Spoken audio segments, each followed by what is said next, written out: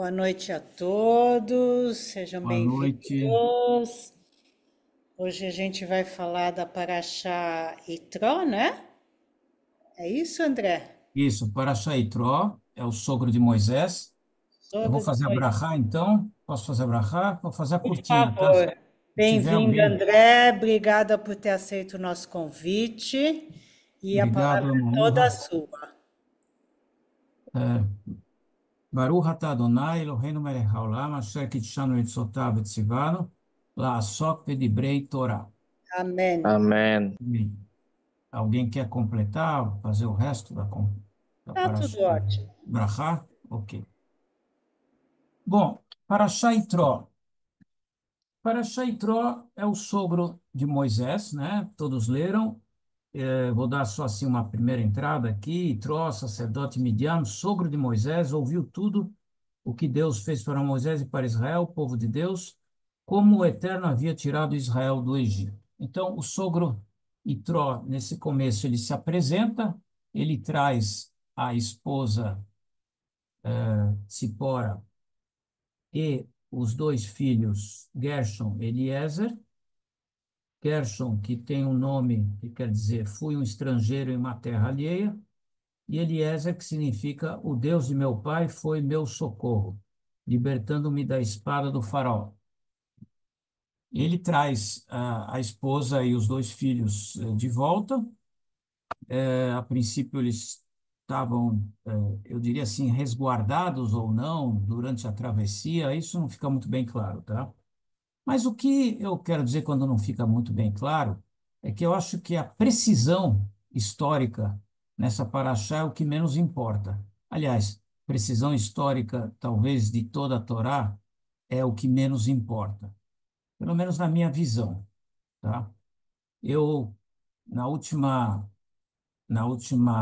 drachá, que foi da Virgínia, da Flávia Virgínia, ela conta uma série de coisas. Depois eu cheguei no finzinho, enfim, e perguntei até para o JB, você conseguiria ler a Torá sem se amarrar a nenhuma referência geográfica? Ok. Quem sabe também, sem se amarrar a nenhuma referência histórica? Bom, se não for nenhuma dessas duas, como é que a gente abraça todo esse compêndio como sendo nossa memória coletiva e a gente compra a ideia e agarra nela? Não precisa responder. Eu vou voltar a focar na Paraxá, tá? Então, nós temos aqui a apresentação de Itró, ok? E nós temos, logo em seguida, mostra como Moisés faz o trabalho de julgamento das coisas que acontecem entre as pessoas, entre os grupos, e o trabalho de julgamento das questões é realizado por Moisés pessoalmente, ou seja, temos uma visão única de quem está julgando. Bom, evidentemente, Moisés, para mim, é o líder ideal, é tão ideal que ele, para mim, seria o líder utópico. Quais são as características do líder utópico? Nesse caso, como ele é nos apresentado, primeiro, ele é gago, ou seja, ele não tem o poder da demagogia. Segundo, ele não quer a missão. Ele não quer a missão, mas, de certa maneira, ele encontra Deus como seu parceiro e, sabendo que ele tem um companheiro para fazer isso, ele aceita a missão. Segundo, embora ele tenha a missão, ele não quer o poder, mas, de certa maneira, ele vai conquistando esse poder. Será que ele conquista mesmo o poder? Enfim. Então a gente vê aqui, ele encontra seu sogro e o sogro vê o trabalho difícil de Moisés no dia a dia deles, além de cuidar de uma futura nação, ele faz os julgamentos. E aí o sogro de Moisés entende que isso está errado. As palavras dele são muito contundentes e, nesse caso, precisas, tá? Bom, a característica de Tró é que ele vê todas as maravilhas que o Eterno fez para o povo de Israel e ele traz uma oferenda para se mostrar que ele está conosco, está com Moisés e com o povo. É, então, palavras de Tró para você ver o caráter dele, né? É,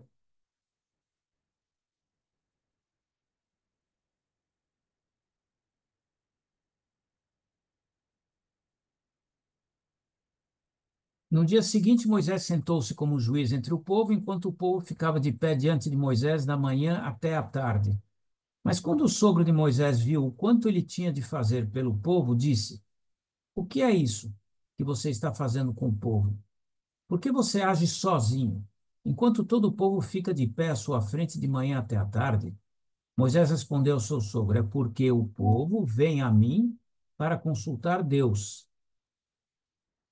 Quando eles têm uma disputa, ela se apresenta a mim e eu decido entre uma parte e a outra e faço saber as leis e os ensinamentos de Deus. Interessante que o povo precisa escutar Moisés. Essa paraxá é muito rica entre quem fala e quem escuta, desde o começo até a última revelação que vai aparecer mais tarde. O que você está, continuando o sogro, isso que você está fazendo não está certo. Você com certeza irá se exaurir e esse povo também, porque a tarefa é pesada demais para você. Você não pode fazer isso sozinho. Agora me escute. Eu lhe darei um conselho e que Deus esteja com você. Você representa o povo diante de Deus, leve as disputas para Deus e os advirta sobre as leis e os ensinamentos, e faça com que conheçam o caminho que irão percorrer e as práticas que irão seguir. Você também deve buscar entre todo o povo pessoas capazes, tementes a Deus. Olha o tipo de caráter que Moisés vai procurar para que sejam juízes. Não é só o líder que é utópico, mas também a estrutura de julgamento me parece também bem utópica para um povo que acaba de sair do Egito, onde não sei exatamente como é que eram os costumes do entorno, tá? Eh, Você também deve buscar entre o povo pessoas capazes, tementes a Deus, pessoas confiáveis que desprezam o ganho indevido. Coloque-os sobre aqueles como chefes de 1.000, de 100, de 50 e de 10 e que julguem o povo o tempo todo. Faça com que eles tragam toda disputa maior até você, mas deixe que decidam eles mesmos toda disputa menor. Facilite para si mesmo, deixando-os compartilhar o fardo com você. Se fizer isso, e assim Deus lhe ordena, você será capaz de suportar, e todo esse povo também voltará para casa em paz.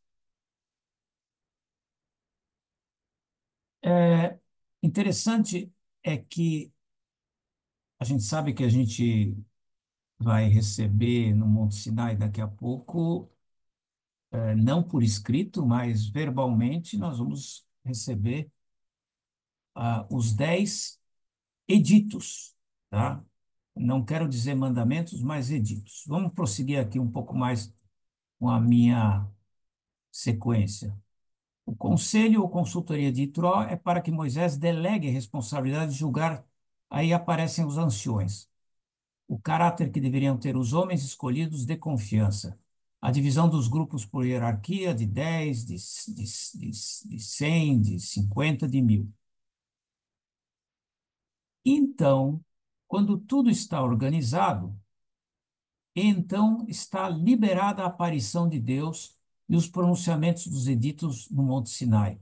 O toque do chofar, trovões, vulcão, flamejante, nuvem espessa, vozes que anunciam. Alguém gostaria de tecer uma, um comentário por que que, se já existia um sistema de julgamento, as coisas já estavam em curso, não era uma novidade resolver problemas. Tudo já está parecendo uma sociedade que começa a se organizar, pelo menos do ponto de vista justiça, justiça social. É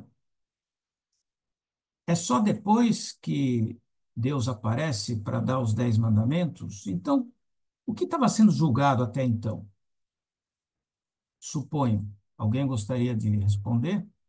Sobre base do que eles já estavam exercendo esses julgamentos?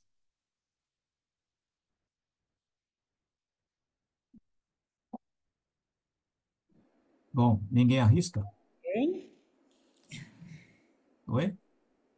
Não, só estou perguntando se alguém quer se arriscar. Ah, eu vou arriscar, pode? Vai lá, Arrisca. Débora. Vou falar besteira, tá? Claro, pode Olha lá, falar. isso é super legal.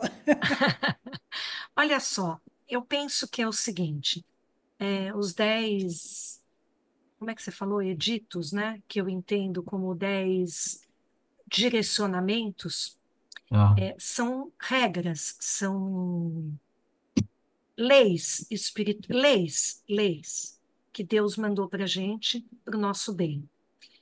Quando as leis são dadas por Deus ou não são individualizadas, você percebe que é porque existe uma confusão coletiva, é porque existe um não cumprimento delas, senão elas não teriam sido dadas. Então, eu acho que é o seguinte: essas leis foram dadas porque Deus percebeu no íntimo de cada ser que estava naquele lugar, naquele momento, um pré-preparo. As pessoas não estavam preparadas, mas elas estavam mais preparadas do que outras, ou mais preparadas naquele momento do que anteriormente. Não sei se eu estou me fazendo clara, André. Então, elas estavam dispostas a elas, escutar? eu acho que elas estavam prontas, quase prontas para receber os 10 editos, quase prontas. Porque para estar pronta, eu acho que até hoje a gente não está como humanidade geral. A gente está Bom, semi-pronto, né? Então, não dá para falar que a gente está pronto, porque ninguém é evoluído. As regras básicas, não matar, não roubar, respeitar os pais, honrar os pais, desde que isso vem de fora, ou seja, vem como uma regra, não vem como um mandamento interno de cada um, é porque a gente não está preparado. Faz sentido isso que eu estou falando? é, faz sentido. O que você expõe é a realidade nua e crua do ser humano e das sociedades em geral. Sim. O Entre, que eu quero. entre, Pode falar. não, entretanto, o que eu comecei a adrachar, querendo expor um lado muito racional de tudo, você já está me dando um certo suporte quando diz que nem a gente nunca está preparado. E esse ponto, para mim, existe uma tensão que eu quero trazer para vocês, da beleza que é este momento do Monte Sinai. Quando eu falo beleza, eu estou querendo sair da minha racionalidade, ok? Uhum. Todos concordam Sim. em sair da racionalidade por um instante? Ou, na verdade, todos estão aqui querendo estudar para achar porque estão cansados da racionalidade, com certeza. Eu sou um deles. Então, vamos ver um pouquinho. Posso dar meu palpite também, André? Sim, vai. Eu acho que eles saindo do Egito, eles ainda estavam nesse momento deles de serem levados por ter alguém que faça as coisas por eles. Como assim? Eles tinham que ir pedir para Moisés para decidir alguma coisa. Então, assim, eles não tinham nenhuma ainda possibilidade de se estruturar em termos de, não, tá bom que nós temos um líder, mas a gente pode se reestruturar e fazer alguma coisa por nós mesmos. Eu acho que essa passagem, eu acho que ainda era o que estava precisando ser feita antes de chegar ao Monte Sinai, né? Eles ainda eram assim como aquelas os carneirinhos atrás do Sim, não, eu acho que no Egito eles ainda não estavam acostumados a ter o poder de decisão, etc. e tal. Então, assim, eu acho que é uma passagem da saída do Egito, de poder estar nesse. Tá bom, eu tenho que pedir como que vai ser, como que não vai ser, mas assim, cadê o meu livre-arbítrio, cadê o meu entendimento das coisas e o poder de escolha também, né? muito bom.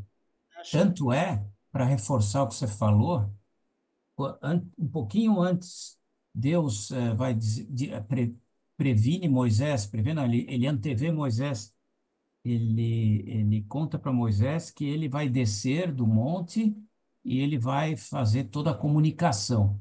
E ele fala assim, porque esse deverá ser um povo de sacerdotes. Quando ele fala isso deve ser, deveria ser ou será um povo de sacerdotes, Deus fala exatamente o que você está falando. Se é um sacerdote, ele, ele sabe fazer as escolhas, ele sabe construir a sua história particular e a história de uma nação, dependendo do grau que ele participa. Por outro lado, nós vamos viver uma, sabe, cheio de tensões e contradições, tá? Isso que me interessa, ver as contradições. Eu não gosto quando tudo é perfeito e certeiro. Man. O man, ele está lá e eles não fizeram nada para ter, mas ele está lá. Ele é aquilo como você falou. Deus quer que eles não sejam cordeiros, mas ao mesmo tempo Deus os sustenta. Um man. O que que era um man? Não sei, mas com certeza era algo que era a mão poderosa que estava lá para os carregar, com certeza é uma contradição ao que virá agora, daqui a pouco, que são os dez editos, que é, por favor, sejam responsáveis por vocês mesmos. Então, quero ficar com o mano ou quero ter o livre-arbítrio? Bom, mas se eu tiver o livre-arbítrio, eu vou ter que trabalhar para ter o mano? Será que eu quero? Olha, isso é que todo mundo, quando acorda de manhã, está nessa situação. Se acordar cedo, pior ainda. É, Daniel, por favor. É, você perguntou, então, que acontece essa organização aqui e eles vão deliberar, mas vão deliberar em cima de quê? Se a lei ainda haveria de ser revelada, vamos dizer assim. Sim. Né? Ok. O que que o editor quer O nos que o trazer editor ou está não quer nos trazer? trabalhando com isso daqui? Assim, em primeiro plano, eu queria compartilhar com vocês uma ideia que eu tenho, tá? E vocês fiquem à vontade para criticar, mas como você falou, André, bem-vindo às contradições, né? Na verdade, ao meu ver, a Torá, ela não foi revelada no Sinai, como se propugna. A Torá sempre se revelou na vida. Muito bom. Tanto que lá, quando o Eterno fala com Moshe, com Abraão, né? Ele vai falar lá com Abraão, olha, esse texto ele é muito interessante, que vai dizer assim, lá em Gênesis 26:5, porque Abraão obedeceu a minha palavra e guardou os meus mandados, os meus preceitos, os meus estatutos e as minhas torot. Então já havia uma tradição de legislação, de jurisprudência, tal. E o Sinai foi apenas um encontro para essa consolidação. assim, numa visão panorâmica, tudo que acontece antes do Sinai é um preparativo para justificar o direito hebreu. Então, o que que o direito precisa? O direito preserva as liberdades. Agora, temos um povo que é liberto do Egito, mas precisa ser educado na liberdade. Então, a Torá vem sendo revelada, mas agora chegou o momento, diante de uma libertação forte do Egito, de agora eu educar esse povo para saber optar, saber escolher. Então, esse grupo, essa organização é desenvolvida. Acredito que já se trabalha ali uma deliberações em cima de uma tradição da Torá que já vinha já sendo revelada, porque muita coisa estava lá na tradição dos patriarcas, na tradição oral, mas agora, diante de uma libertação, chega, vamos dizer assim, a culminação de consolidar e reforçar essas leis.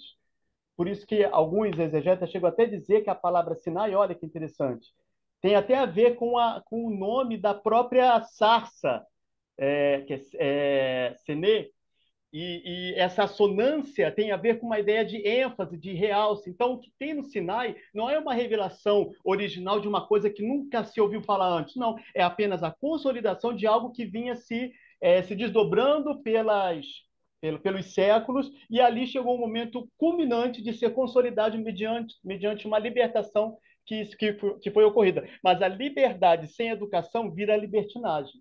Então, agora é Muito bem, necessário vir a consolidação. muito Esse é o meu bom. pensamento. Desculpem se eu viajei. Não, foi ótimo. A liberdade, o processo de libertação, com várias chamadas que hoje na psicologia ou nas metáforas, que é a abertura do mar, você pôr o pé numa coisa que você não enxerga o fundo, e o que, que acontece depois, as incertezas do seu futuro, estar consciente de que o futuro pode ser incerto é algo que sensibiliza e cria na pessoa a capacidade de questionar o tempo todo. Eu tenho um amigo, a Débora até conhece o Wilton, ele um dia falou assim, falou há vários anos atrás, quando eu acordo, eu já me acordo me questionando. Maravilha! Isso eu acho que é o que nós aprendemos.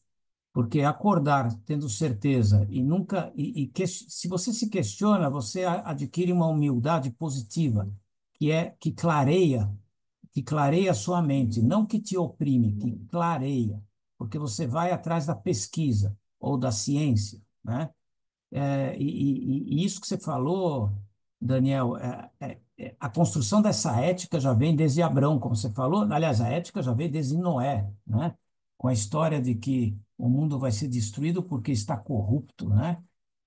Então, enfim, só para consolidar, só estou repetindo o que você falou. Bom, Efrates, por favor.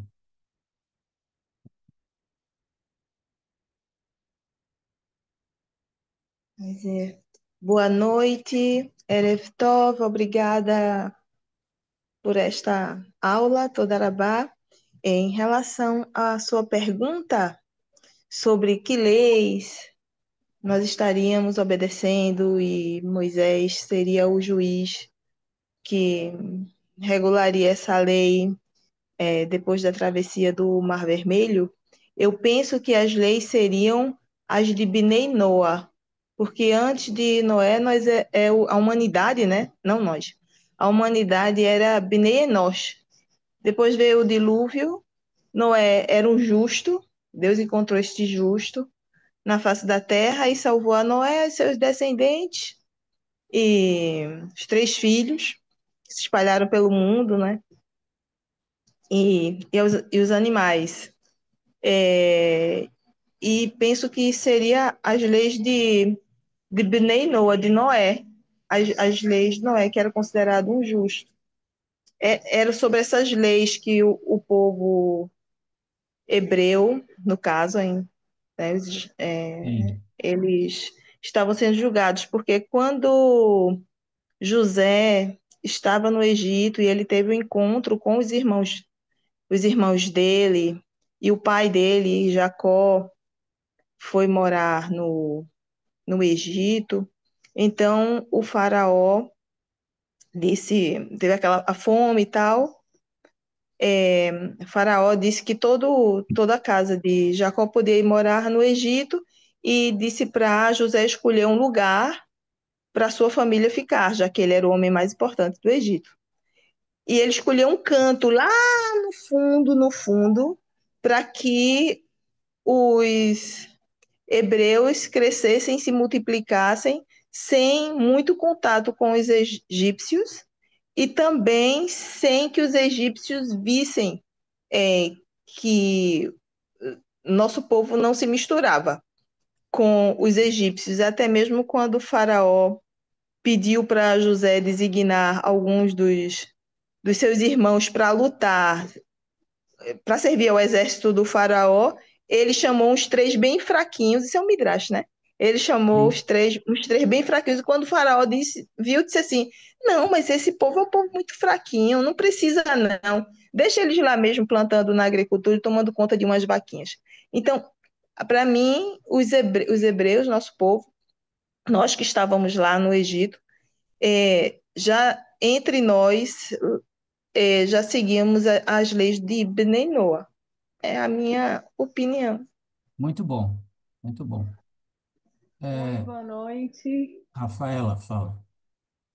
Não, é É a uma Rafaela? pergunta, Ah, tá, desculpa. Pode falar. é uma pergunta, aí vocês me corrijam se eu estiver muito perdida na linha do tempo da nossa história, mas será que tem a ver, assim, é, com a passagem de uma organização social que antes era mais tribal, e aí responderia, quem ditaria, assim, o que está certo, o que é errado, quem faria esse julgamento eram os patriarcas de cada, né, de cada tribo, e Sim. agora saindo, né, saindo do Egito, se estabelecendo uma nova forma de sociedade, aí agora seria uma outra forma de aplicar as leis, então assim, seria leis baseadas em uma lei mesmo, né, e não em costume, não em uma decisão, vamos dizer assim, mais familiar. Teria a ver? Ó, sim, sim, é bem coerente. Tudo isso é um processo, né? Não existe nada dado, feito que não se mova ao longo do tempo. Aliás, ainda bem que se move, ou que se altera, ou que se adapta, porque senão a gente não estaria até aqui como cultura, né? Cultura e religião. É isso aí mesmo. Bom, eu vou progredir mais um pouquinho, tá? Então, aqui nas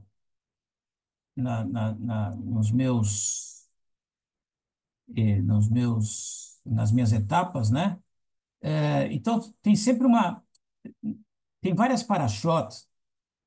Essa paraxá, ela, de certa maneira, ela tem algumas intersecções, para não dizer uma intersecção bastante forte com a paraxá da Kitissá, onde Moisés recebe a primeira tábua e depois ele quebra e depois ele vai fazer a segunda. Ele sobe e desce. Parece uma maratona, ele sobe e desce. E aqui nessa paraxá ele também sobe e desce o tempo todo. Sobe e desce, mas ele não traz nada. Diferente de Kitissá, que ele desce com uma tábua ou alguma coisa escrita, né? Eu não me preocupo, falei, da mesma maneira como eu não me preocupo em atribuir questões geográficas na história da Torá, eu também não me obrigo a considerar questões históricas com H, mas considero muito histórias com E, tá? Então, por quê? Porque o texto, ele, ele divaga atemporalmente. As coisas que acontecem aqui pode ser um insight de um editor, de alguém que escreveu o texto, que mais tarde é recuperado em outro momento, e eles vão costurando esse texto. Esse texto, até ele ser canonizado por volta do ano, eu diria, 300 da Era Comum,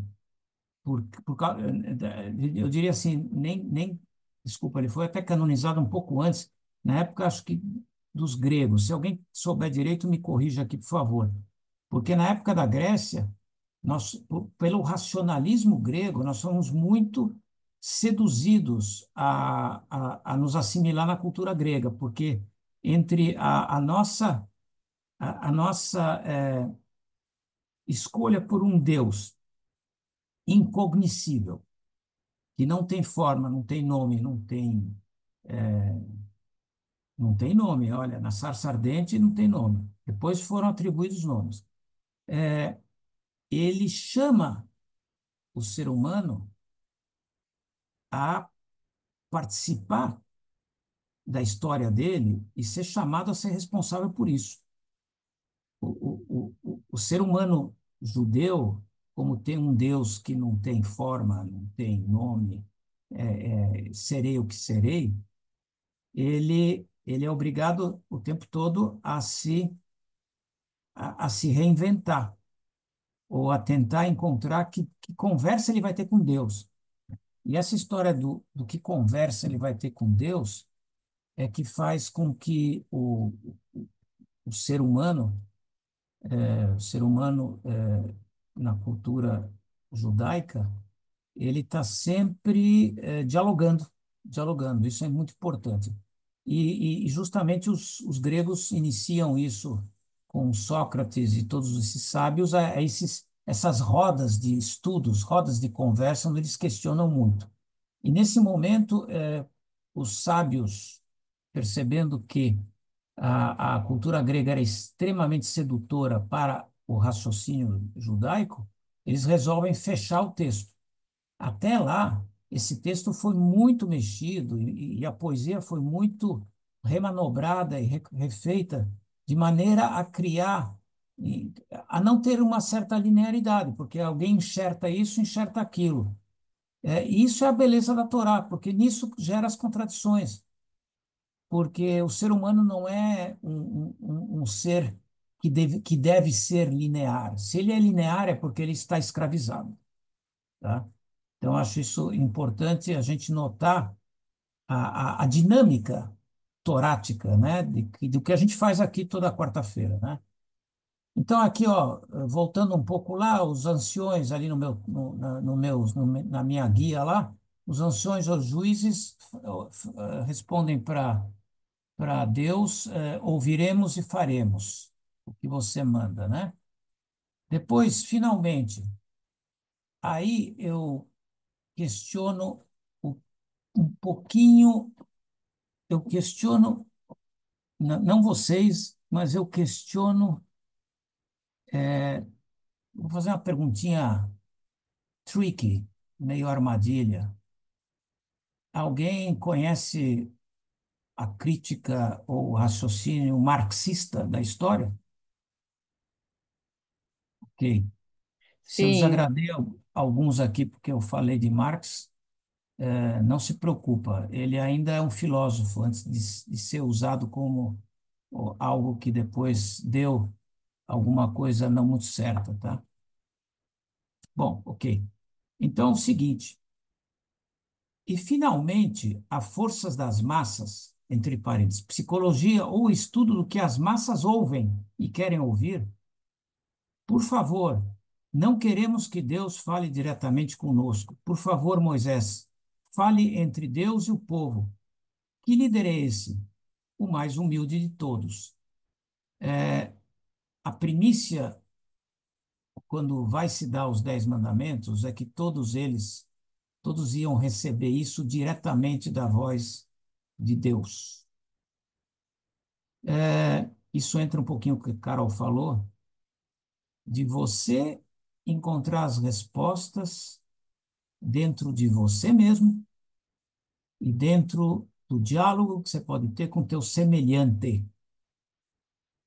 Talvez o diálogo com o teu semelhante traga mais respostas com o diálogo com Deus. Então, aqui eu vejo um chamado, um convite a quem quiser começar a perceber, isso é uma coisa que me intriga muito.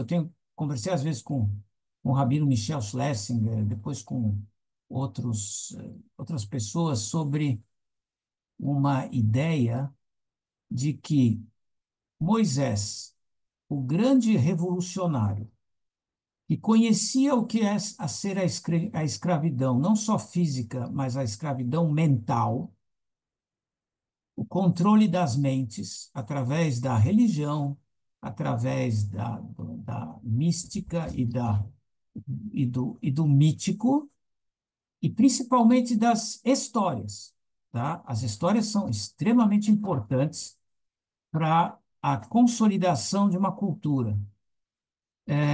Se eu for racional, se eu for um líder, e eu estou me comunicando com as massas, e eu for racional com as massas,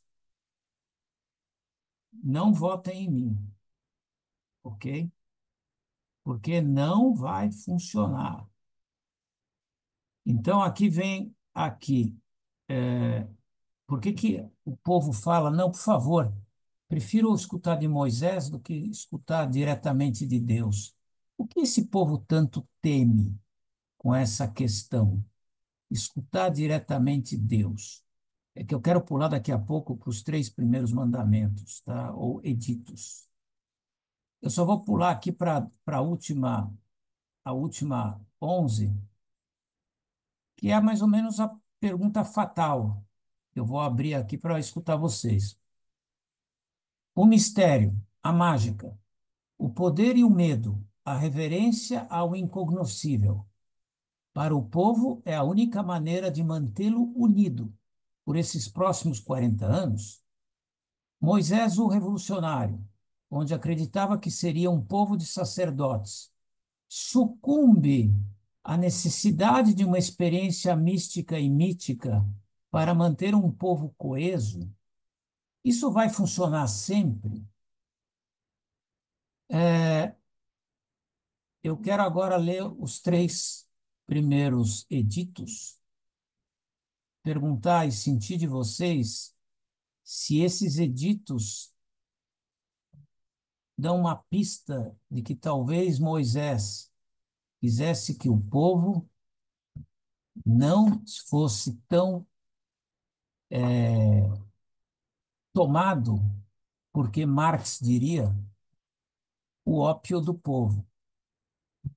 Porque temos várias maneiras de ser espirituais e ter um diálogo e uma parceria com Deus, como Moisés teve e Abrão teve e outros tiveram, sem necessariamente estar dominado por uma cultura de massas, estar dominado por uma mídia social, estar dominado pelo Instagram, estar dominado pelo Facebook, estar dominado pelo populismo, e agora, ultimamente, temos o populismo trumpista, temos o populista de vários outros países, que prometem coisas incríveis, em que ninguém se pergunta e ninguém desconfia como ele vai fazer isso? É possível? Não. Ele promete, eu acredito. Será que é um pouquinho o que aconteceu aqui? Não, Moisés, por favor, fala você, porque eu não quero ter esse contato direto. Porque talvez o contato direto com Deus seja o verdadeiro fator de liberação, libertação da mente. E a partir disso você seria um responsável por si mesmo, pelo próximo e por uma sociedade.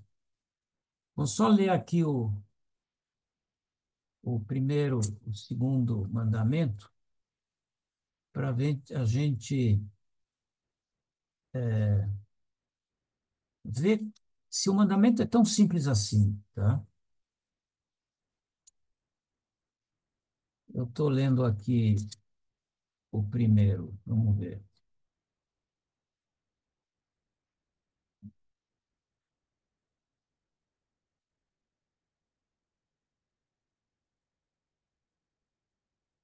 Eu, o Eterno, sou seu Deus, que tirei você da terra do Egito, a casa da servidão.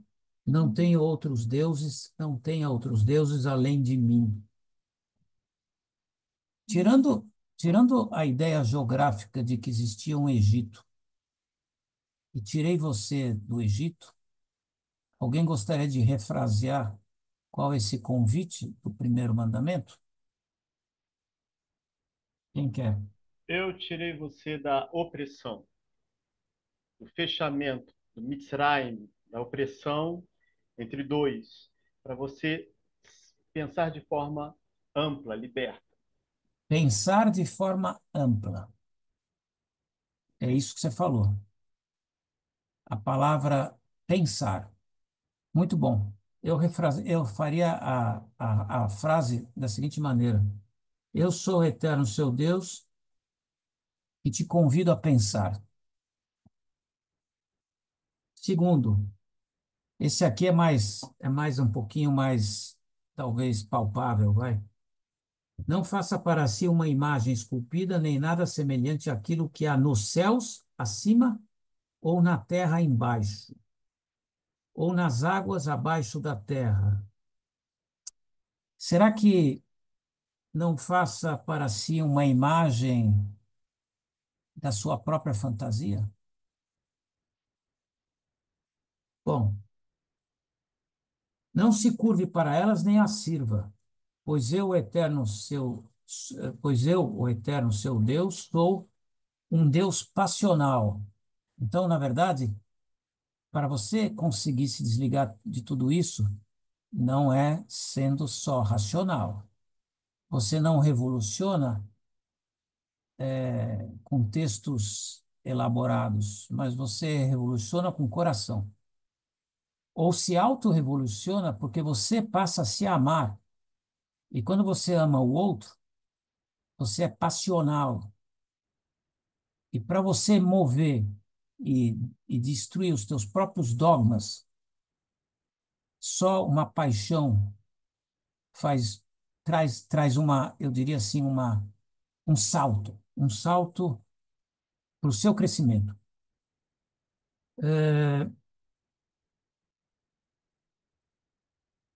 Que visito a culpa dos pais nos filhos até a terceira e até a quarta gerações dos que me rejeitam. Mas demonstro bondade até a milésima geração dos que me amam e guardam meus mandamentos. Alguém falou aqui, não me lembro se é a Carol ou o Daniel ou a Débora, para que eu consiga até a quarta geração alguma coisa, o que eu preciso fazer com a minha primeira geração, que é aquela que eu tenho contato? Com certeza, educar e aprender a fazê-la pensar, né? Então, tirando um pouquinho Freud, um pouquinho simplista Freud, a famosa ideia do pai, né? O pai opressor, eu diria o seguinte: eu, na época, brigava muito com meu pai era opressor e eu confundia muito meu pai com Deus. Ainda bem que tinha Deus já no meio da jogada, porque assim eu poderia destruir meu pai sem grandes culpas, porque eu estaria com Deus e não com meu pai. Mas isso é só para brincar de Freud aqui, tá? Enfim, para te dizer como esses pensamentos, eles podem ser. Você pode extrair muita coisa disso aqui e não simplesmente ler o texto, tá? Então eu preciso educar para que eu seja lembrado que esse amor prospere. Coisa que vocês estão vendo hoje no mundo, pelo antissemitismo e pela banalização de tudo que vocês encontram, estamos muito longe disso. Com toda a internet e toda a capacidade de circulação de conhecimento, o que passa nas veias não é exatamente o amor. E aí depois tem: não jure de maneira vã em nome do Eterno, seu Deus, pois o Eterno não desculpará quem jurar de maneira vã em nome de Deus. Enfim, dá para interpretar bastante coisa, né? Quando você jura em nome de alguém que você não conhece, o que pode esperar para você?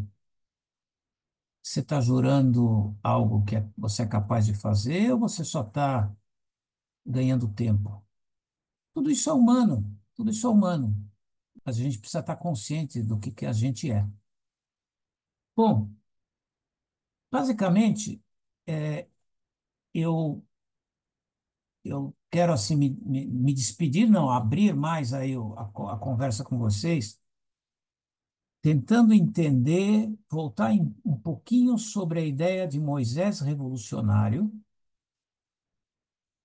e me perguntar e perguntar a vocês se todo esse arcabouço da voz, do trovão, da maneira como os editos vão ser apresentados, é a linguagem que as massas vão entender para que elas possam abrir seu coração, mesmo que seja momentaneamente, a um saber mais profundo do que o dia a dia deles.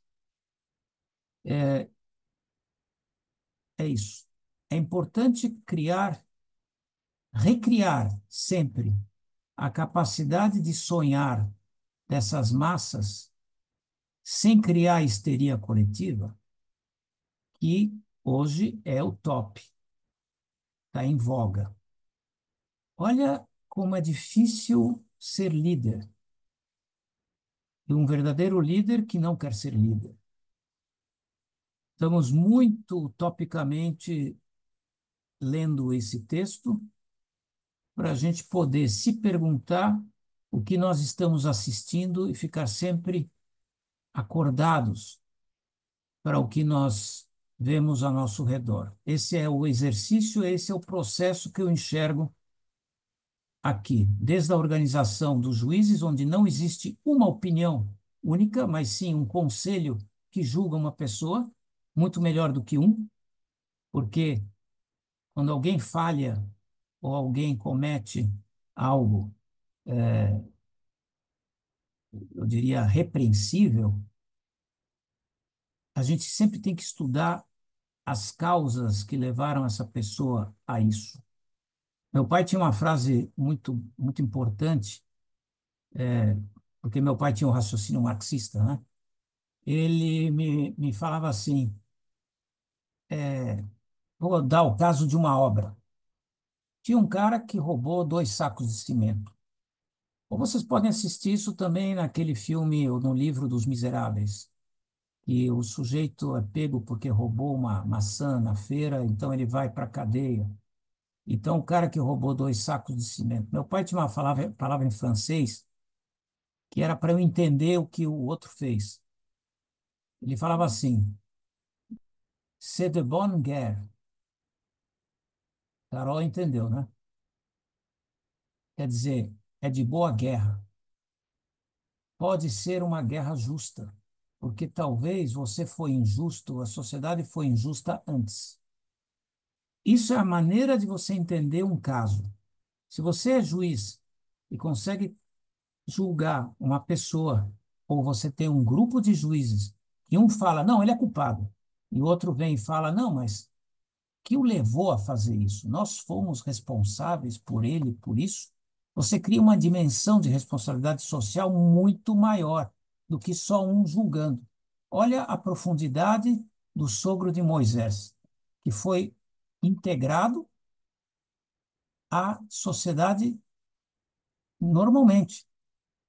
A sociedade judaica da Torá, muito diferentemente do que a gente escuta muitos em alguns meios por aí, ela sempre foi muito porosa, muito porosa. Ela conversou muito com as outras civilizações e sempre tirou das outras o que tinha de mais nobre, sem perder a ética e a linha principal, a veia principal, o caminho principal. Isso nós nunca mexemos nisso, mas a gente adaptou e entendeu os que estavam no nosso entorno. Essa é a narrativa inteira da Torá, desde Abrão, sai da tua casa, da tua parentela, do que você já conhece e vai para o desconhecido. Vai conhecer outros, sem nunca esquecer que eu estou com você no caminho. Bom, com isso, aliás, está muito longo, né, Carol? Já são 9h24. Eu abro para escutar vocês, por favor. Nunca é longo escutar você, André, desculpa. A gente Tomaram Rivotril, não? você já ativou o compartilhamento de tela? Não, não. Ah, Vê aí. Tá aí? é, porque tá aí. Você quer que eu tire ou você quer que Não, eu. eu vou tirar, tá? Ah, tira. Acho que agora já. Isso. Se alguém depois quiser, a gente recoloca. Pronto. Pronto. Muito bem. Acho que tem uma mãozinha e um coraçãozinho levantado. Débora. André, você está iluminadíssimo hoje. Mesmo com a tela flu atrás? Está iluminadíssimo, de verdade. Queria manifestar que eu amei, olha, com todo respeito à Eliane, que eu amo ela de paixão, mas olha, eu concordo com tudo que você falou, eu adorei ouvir. Eu queria dar um pitaco aqui, posso? Ah, eu acho que muito do que a Carol falou, eu entendo assim, era um povo que por 400 anos não teve autonomia, não aprendeu a pensar e, por causa do medo do que poderia acontecer, das consequências, se submeteu. Por 400 anos, foram várias gerações que foram aprendendo a se submeter. Um belo dia aparece alguém que se rebela contra isso tudo e resolve tirar o povo do jugo do faraó. Então, esse povo, isso a gente já, todo mundo já ouviu dos vários professores aqui, não é novidade que eu estou trazendo. Mas o que eu quero dar pitaco é que essa autorresponsabilidade de pagar pelos seus preços é o que norteia a espécie humana desde sempre, né? Eu acho que é o medo principal da humanidade, é o medo de tomar uma atitude, né? E é isso que norteia a gente. Então, você fez uma pergunta que eu não vi ninguém falar, ou você também não deu a resposta. Por que que o povo preferia ter um intermediário no meio do que falar direto com Deus, né? Porque Deus não é até hoje, por mais que a gente reze, por mais que a gente desenvolva a fé, é difícil. Não é simples assim, a não ser para a gente sair da superficialidade, só da oralidade de Deus, mas entrar no sentir, e eu gosto muito quando você fala, vamos sair da racionalidade, eu entendo que é o sentir. E o sentir é é muito profundo. Quando você sente, a racionalidade vai embora. É isso e acabou, você não tem mais dúvida. E sentir Deus é difícil, porque envolve mexer com todas as estruturas psicológicas, emocionais, racionais e espirituais, que é o conjunto de todas elas. Então, eu acho que assim, se eu tenho um interlocutor para me chegar a Deus, é muito mais fácil. E Moisés fez esse papel, né? E hoje a gente continua procurando Moiséses. É o rabino, é o prefeito, é o político, são as autoridades. Vocês concordam com isso que eu estou trazendo? Então, A diferença é que Moisés, em toda a trajetória dele, ele nunca queria ter essa autoridade. Essa é a porque diferença do prefeito e do outro e e desse dos aqui. outros, porque não é fácil. Não é mais do que um líder, é um líder espiritual, é alguém que entra em contato com o invisível, com o desconhecido. Porque quem é essa energia tão poderosa, magnânima, eterna, Hashem? Quem é? O que é? Então a gente não sabe. E esse é o dilema da humanidade. Se a gente estuda na psicologia, a primeira coisa que a gente aprende é o medo do desconhecido. E isso sai da racionalidade e vai para o sentir. Então, eu acho que assim, e isso vai para a falta de autorresponsabilidade. Vamos nomear um líder, que a gente não precisa exercer o papel tão difícil da autorresponsabilidade. Acho que é mais ou menos isso. Muito perfeito. A montagem é perfeita. Acho que tem mais coisa, Obrigado, mas eu já Débora. esqueci, viu? Obrigada, Débora. É, Imagina. Boa noite. boa noite. Primeiramente, agradecer, foi fantástico as informações e eu tenho aprendido muito nas quartas-feiras que estou participando. Eu já li o Maimônides, ele fala que o povo ouviu diretamente de Deus os dois primeiros mandamentos e os demais ouviu através de Moisés.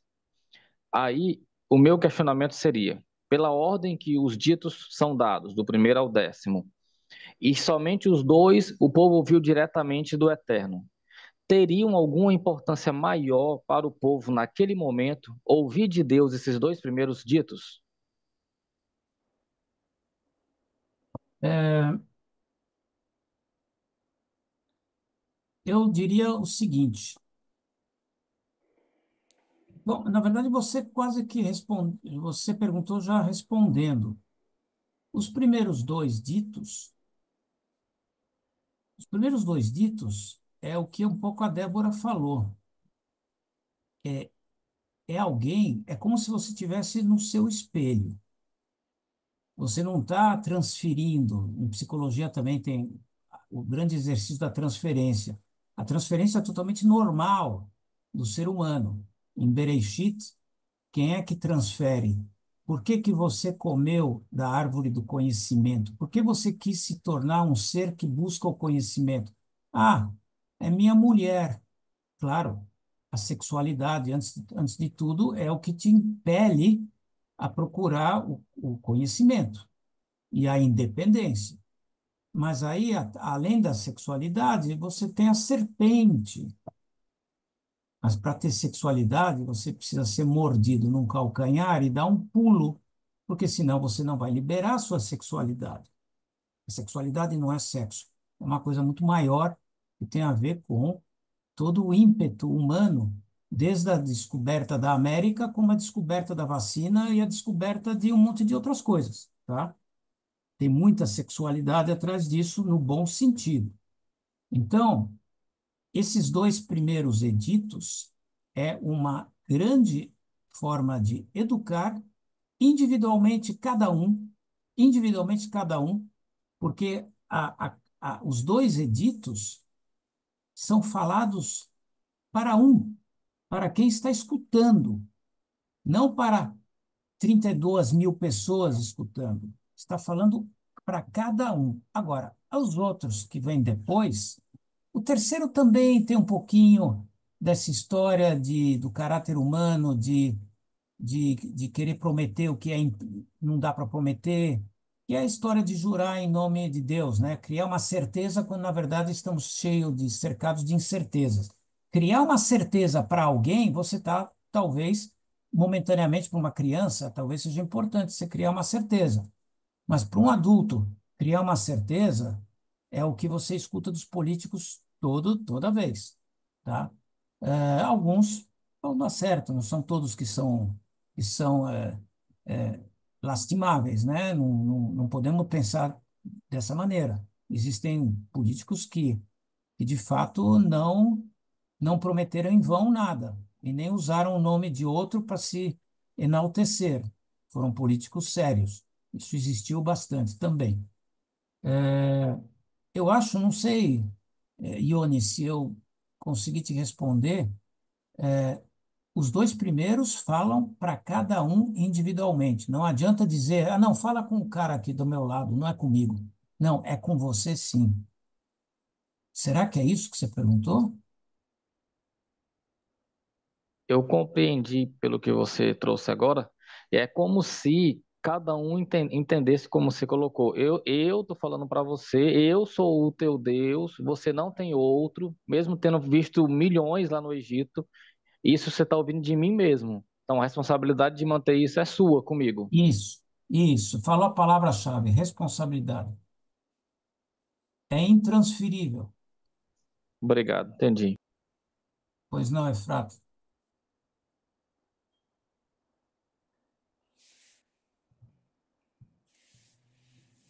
E só para acrescentar um pouquinho a essa parte do debate, Maimônides, quando ele fala que Deus próprio falou para o povo, é a voz de Deus, né?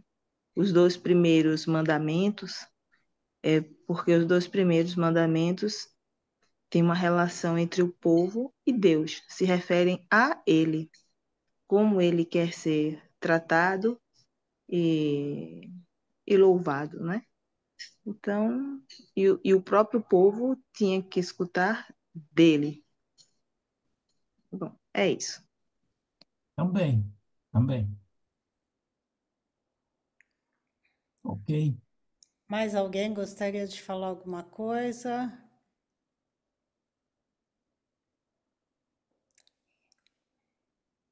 Acho que eu vou dar meu último pitaco, André. Manda, são vocês que construíram esse encontro. Primeiro, eu tenho minhas dúvidas se Moshe era gago.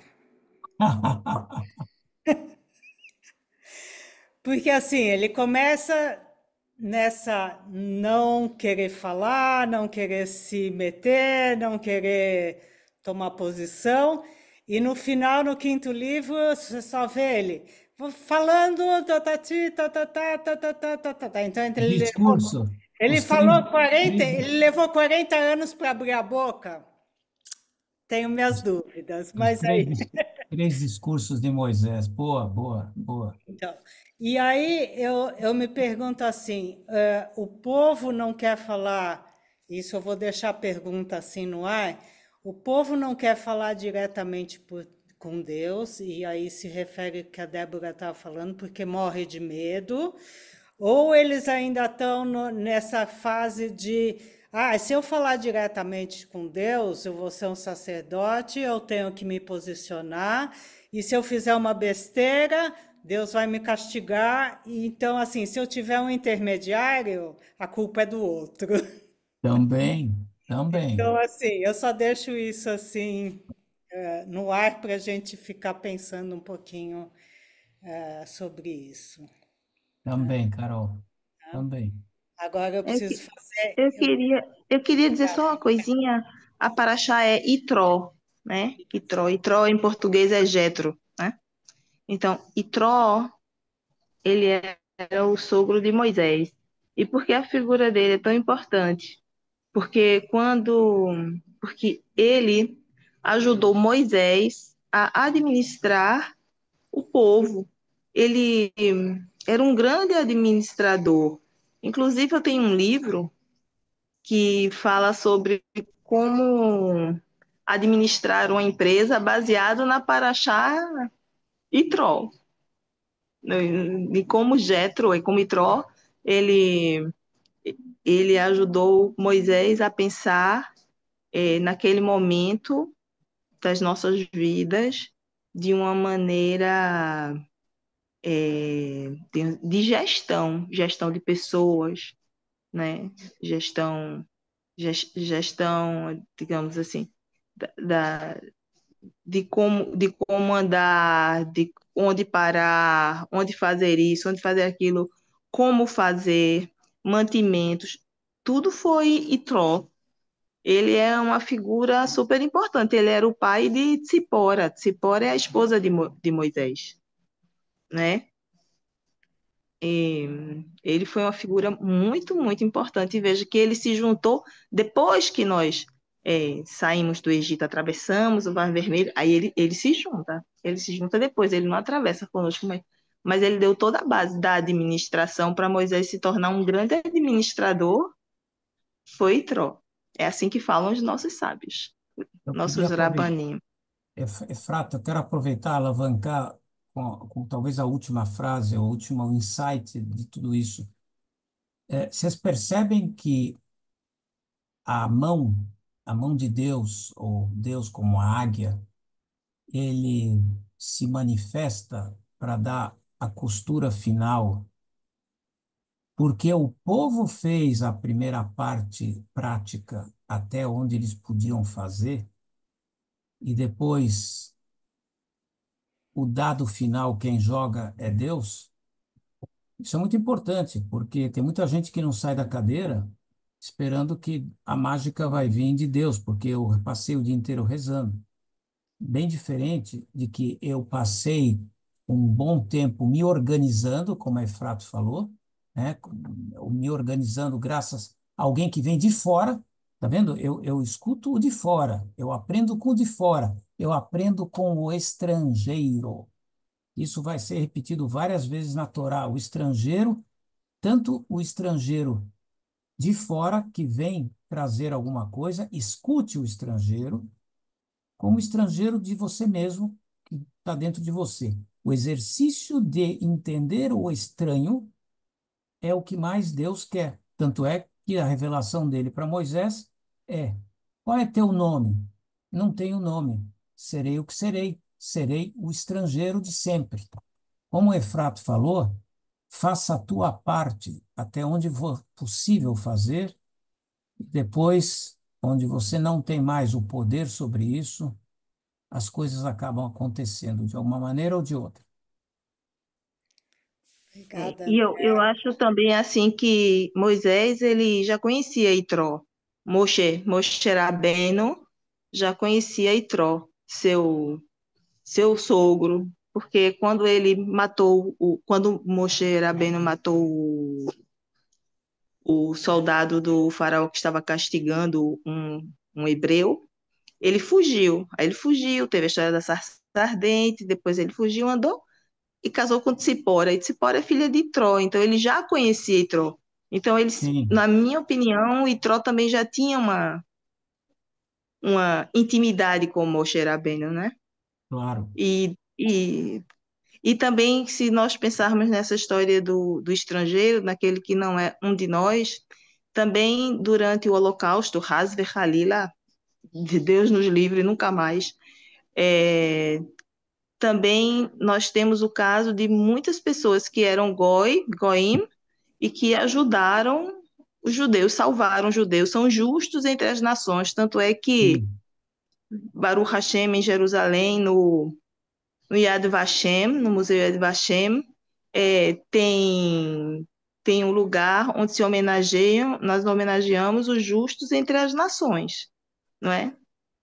sim, perfeito. Tem também nome de brasileiros, como aquela brasileira que deu vários passaportes para Sim, sim. aquela que trabalhava no consulado, na embaixada na Alemanha, deu vários, Edith, talvez o nome dela, deu vários passaportes para, né? Aquele que ficou famoso, o Schindler, também é um dos justos entre as nações, que está no nome, está no Museu Yad Vashem, dentre outros, Baruch Hashem, e Baruch Hashem que existem Olha, essas Baruch pessoas, Hashem, né? eu vou Baruch falar Hashem. Baruch Hashem num outro sentido, completando o que você falou.